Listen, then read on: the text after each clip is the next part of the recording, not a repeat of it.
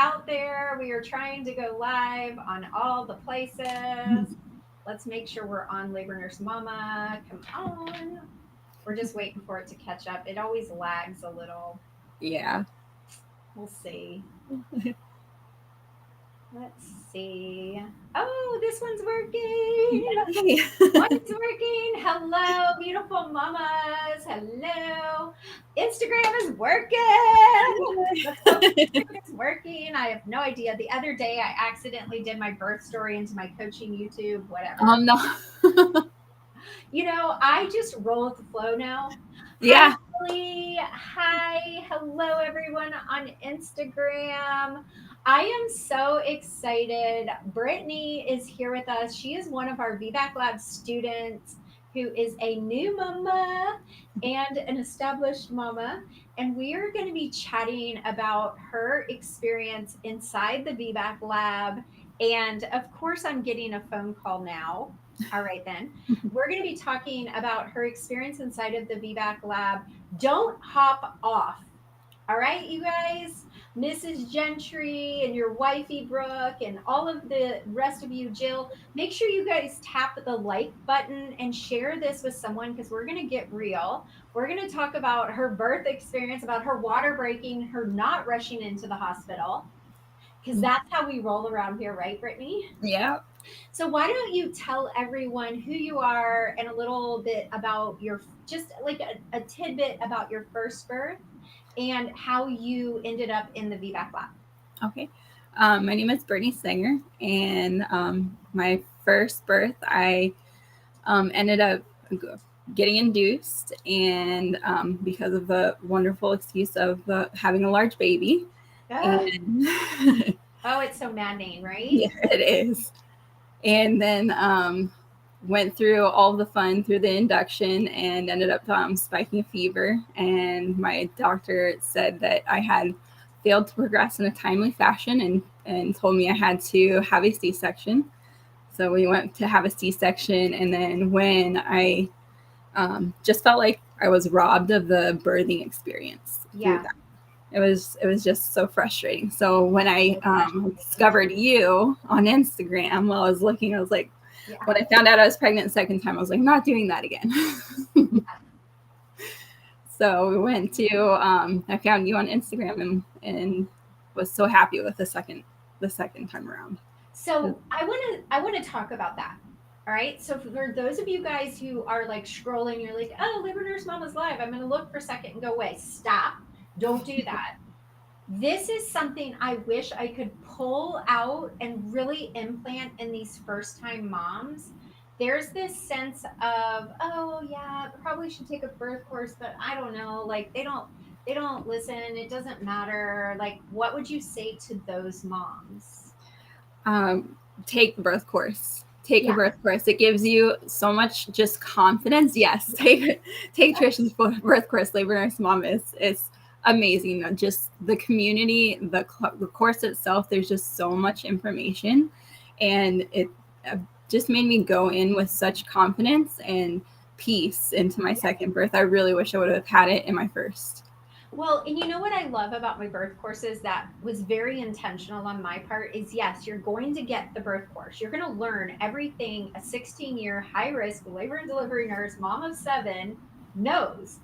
But if you take the birth course alone, you're not going to get the same experience as you will coming to the weekly hangouts with me and the doulas, getting into the membership. So for those of you guys listening, everyone who joins my courses, which they're on sale Wednesday, everyone who joins my courses gets 30 days free in Calm Mama Society, which is my membership, which I have intended, me and Ashley and Allison, my whole team want it to be like the most safe little cocoon for mamas. And I feel like we've nailed it. You really have. It's amazing. The community as a whole, going to the hangouts is awesome just because, especially when you're pregnant, you have those you have the appointments with your doctors and you're not sure, you have those questions, or they tell you something and you're like, am I supposed to do that? Is that, I don't know. You can always pop into your lives and bounce it off of you guys and give us good information. Yeah, and we make give our you own decision. practical, like this is how we would handle it. And you know what I really love about my attitude, I guess, or my view is that it's about what you want. I'm going to educate and empower you to be able to navigate those decisions. But at the end of the day, if you decide you want to be induced, or you decide you want to have a C section, or you decide A, B, or C, I'm going to support that. If I Exactly. think you're making a dire mistake, I'm going to tell you, okay, here's what could potentially happen. Here's how you can prevent that. And then we still will support whatever decision you make. And Because I that's where I feel like yours was so different, because there's so many different things that are like, oh, you have to do this or you should do this. And then if you they're do doing exactly what the hospital does that we don't like. exactly. And I don't like that. And I get flack from people on my social media, and they're like, why are cervical exams so bad? And I'm like, they're not so bad. What I'm saying is being forced to do something is bad. If you Absolutely. want to have a cervical exam every hour, go Go for it. for I know with some of my babies, I'm like, check me again, check me again, check it. me again. I didn't care, but that was my choice. Hmm. And if I didn't want their fingers in my hoo ha, then I'm going to say, no, Exactly. can't do that. And Exactly. that's what I want to really emphasize to any of you guys who are just in my world for the first time. All of it, all of it is a choice. Mhm. And we will support whatever choice you make, but we want you to be as educated as possible Yeah. so that you understand and they're not just talking over your head or talking at you or choosing for your birth. It's like showing up to your wedding and letting someone else make all the decisions. Are you going to have the wedding of your dreams? No. No, Right. So you use the labor bat signal too, right? I did. And how Actually, do I you had my feel about husband that? use it, but I had my husband use it while I was in labor. But yeah. Which I love. Yeah, I love. So it tell me was how you felt about that. it was amazing. It was he got on. I was like, okay, I'm not progressing at this point. So I asked him if I should move in this position, what should I do?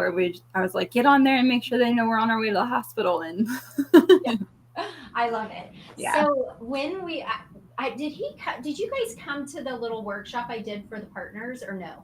I think that was after I had after Okay. Blaine. I was just talking to another mom the other day and I need to do another one and I want to schedule that ASAP. So if you're one of my students or you're joining us on Wednesday, we're having a huge sale. We're going to do a partner workshop, a live one, so they can ask me questions and I can guide them through some of their biggest fears That's because awesome. their fears are so much different than ours. Absolutely. So, yes. So, Ashley, Allison, whoever's watching this, we got to get it on the schedule. Okay. So, tell me about your birth this time. Well, this time I was very busy with I'm a teacher, so I was very busy with all of my getting ready and all of my class stuff. And I was actually my last day of work was Thursday, and then Monday I ended up waking up at 4 in the morning and my water broke, and I was supposed to have another week to prepare, and I was like, I let I tried to just remember everything that you taught us in the class, because I was like, okay, did my water break? I wasn't sure about that. So then I I was highly like, recommend. yes, I did the coughing test. Yeah. Okay. And then I didn't talk to my doctor, didn't do anything. I just waited to see if anything would happen. My husband was sleeping for the next like 2 hours, and then when he woke up, I was like, so just so you know, I think my water might have broken. We don't have a bag packed. We just kind of need to take our time. And he was like, okay, what do we need to do? I was like, we're gonna make breakfast. And so we made breakfast and just took our time and didn't rush to the hospital. And I was GBS positive, so that's where I did hop on the labor bat signal, because I Yeah. was like, how long should I wait? What should I do? And so I labored at home as long as we thought was safe. And as I felt I was progressing, we headed to the hospital by around 11:30 after packing And and were you feeling scared or panicky or freaking out? not at all. Not at all. I was so prepared because of your class. It was just so awesome. And even if I did look like I was starting to tense up, my husband would look at me and be like, remember, relax your jaw, relax your body, just take a breath. I love it. So it's amazing. I was so much more confident because of your class, and trying to remember everything that you taught us it was golden. It really was. We drove to the hospital without any issues, no rushing. No panicking. No panicking. We did get to the hospital 11:30ish. The intake nurses did all their paperwork and stuff, but the one thing that did hit me, because I did message you guys in the labor bat signal, I'm trying to remember I guess resident doctor or resident OB. She came in the room and she was like, so I see that you don't want to do an epidural. And I was like, no, I want to do natural. And she's like, well, if there is a C-section, then you're not going to have time to get an epidural if there's an emergency, and you could go in and not be numbed. And I was like, oh, okay. So that's where the little bit of fear did come in. And I was like, Trish, Lene, what do I do? And but you guys messaged back and were like, do whatever makes you happy or calm, what you feel confident in doing, but don't let them scare you into doing anything you don't want to. Yeah. So. And did you do it? I did not. That's such bull crap, because you don't think that if we have an emergency come through the door, we can't get that baby out without an IV and them right then and there. Exactly. We do that all the freaking time. And but it's all about control and convenience for them. It is. And I was like, well, I don't think that's what I want to do, but and you addressed this in one of our lives that we did, as I am a people pleaser. And that was where I was so appreciative that you worked with me, I can still be a people pleaser and protect my family around me, but it's important for me to protect myself and stand up for myself. Well, I think we as women, for the most part, we've been conditioned to be obedient people pleasers. Yes. You can still be extremely polite and respectful, but do what you want. Yes. Exactly. And I do teach that inside the courses, and I don't think anybody else teaches that in their birth courses, but no. I have found that's why I have my calm and confident framework, which is I'm going to give you all the knowledge, because knowledge is power. Mm-hmm. And we're going to work every week. We're going to work inside the courses. We're going to work in the hangouts. We're going to work in the chats on your mindset and empowering you. But the third part is speaking up and advocating, and how to do that that's comfortable with your personality, because not everyone is comfortable with going, hell no, I'm not doing that. Exactly. I'm not comfortable with that. That's not me. And so that's why, because if you have all the knowledge, but you're scared out of your mind, you're going to thwart your labor. If you have all the knowledge and you feel really confident, but you're too afraid to speak up, you're still going to thwart your labor. Mm-hmm. So that's why it's such an entangled framework that has to happen together. And that's why I do it the way I do it, where I hang out with you guys and have the labor bat signal and all of that. Okay, so I try to keep this under 20 minutes, because I know these women, they don't stay on here. They flutter in and they flutter out.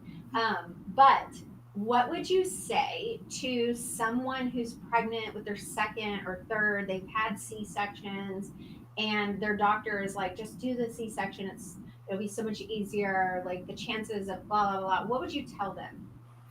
I would say know your options. Take the labor nurse class, because it really did teach me what my options were. If you want to go for that C-section because it's easy to schedule it, then go for it. But if you don't have options there too. Yes, you do.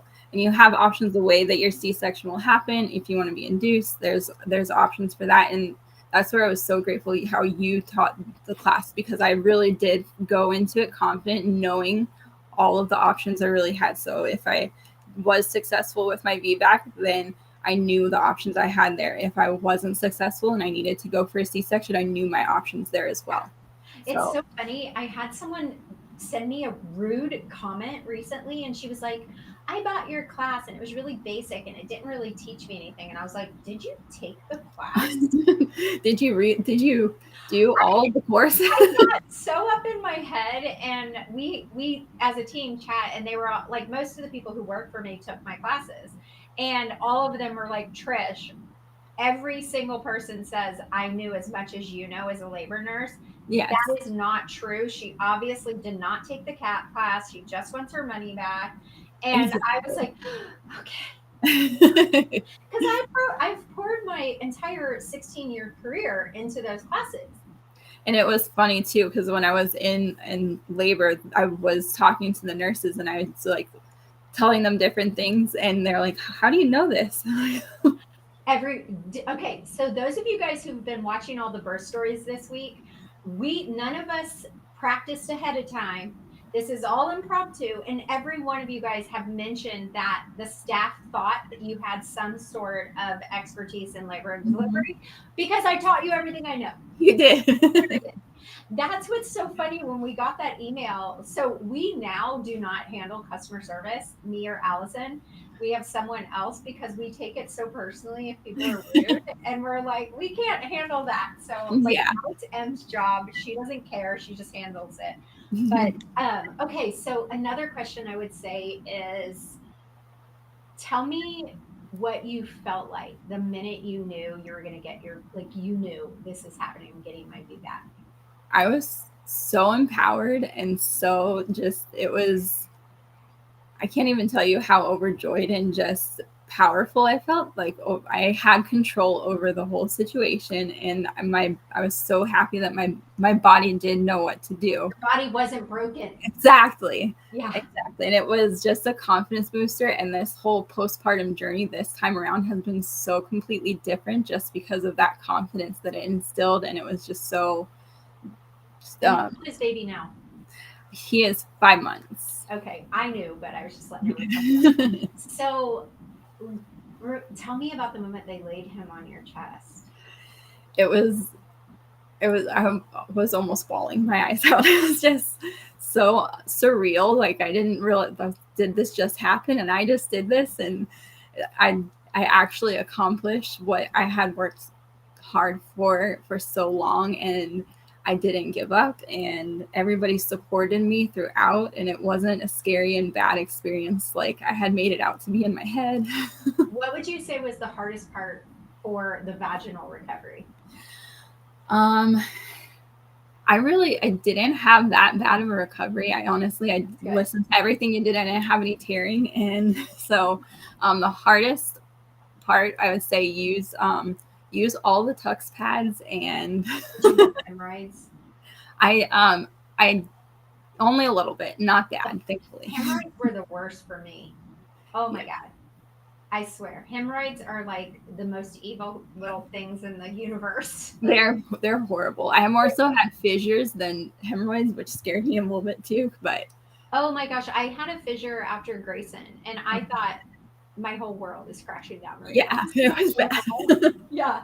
Oh my gosh, and I can tell you right now, totally TMI in labor nurse mama world, just so y'all know, I ended up having surgery because it was so bad, like the hemorrhoid and the fissure. And I do not recommend. It was the worst experience of my entire life. My dad had surgery like that years and years ago, and he told me that it was holy hell. And I was like, he's a man, whatever. I told the recovery, they had just drugged me up for the surgery, and I told my nurse, and she goes, oh yeah, it's really bad. I had it. Your dad was right. It's horrible. I was like, I'm on my way to the operating room. I was miserable. I would never, ever do that again. I don't care if my hemorrhoids are the size of my head coming out of my baby. It was terrible. Anyway, fun times talking with labor nurse mama. Booty grapes today. Okay, so what would you tell everyone about the membership? Like, how would you describe it to someone? Just so much support. There's so much support, and during pregnancy, just there's so much love and support. I've never seen anybody like fighting with each other, everybody's always so scared about those kind of situations. Everybody is just so supportive pre-pregnancy and post, and the postpartum. Well, there's some of us will be up at like 2-3 in the morning and we're like, hey, who's I up? know. I can't keep up with you guys. Like, I am not up at 2 or 3 in the morning. I know. But you can literally put any question. Like today I was asking a question about diaper rash and there's 4 or 5 people that answered. I'm going to tell you cornstarch. Cornstarch, that's what Ashley said. Oh, I probably told her that, or her mom did. Literally, cornstarch will save your baby's booty. Ian used to have the worst. It's so bad. What you want to do is, what I would do is I would sit on the floor with them on a towel, diaper clean, let them air dry, then put the cornstarch on. Make sure you face away from their face because you don't want to ever get powder near their face. And then put their diaper on. And I promise you, within 24 hours, you're going to see a massive change. And I'm talking the cornstarch you have in your pantry. I'll definitely do that. But I will say, once your child is a toddler, do not leave the cornstarch out. I will share in the postpartum chat a picture of what Grayson did with the cornstarch when my daughter left it out. My entire family room was white. Oh no. He got on the couch and shook and jumped all around the whole room. And we had a big, long L couch, the entire room. I walked in and I was like, I couldn't even wrap my mind around what had happened. Where do we start? Anyway, okay, so if someone, I've asked this every birth story, if someone is brand new pregnant and they're like, Trish, should I join now? Should I wait? What would you tell them? No, join now. Join now. The earlier, the better. The more advice you get, the more community. The more confidence you have. It's amazing. What about someone who's about to pop? Still, join as soon as you can, and make sure you get the labor bat signal because. Yes, it's so worth it. It's 12 weeks, you guys, of direct access to me and my doula. Yes. So it's wonderful. Well, thank you so much for coming. I'm going to end this. Stay on here. We're going to chat. Let me go ahead. Everyone, we are in the middle of Fearless Birth Experience starting tonight. Come to Fearless Birth Experience. Our first class is at 6 p.m. tonight. You need to be in the Facebook group. If you don't have Facebook, send us a DM and ask us what to do if you don't have Facebook. But we are starting tonight, and I'm going to talk about what Brittany was talking about, is how her first birth, she was anxious and full of fear. She didn't have the right education, which will amplify your anxiety and your fear. We're going to talk about exactly how fear can stop your labor and cause you to go to the OR.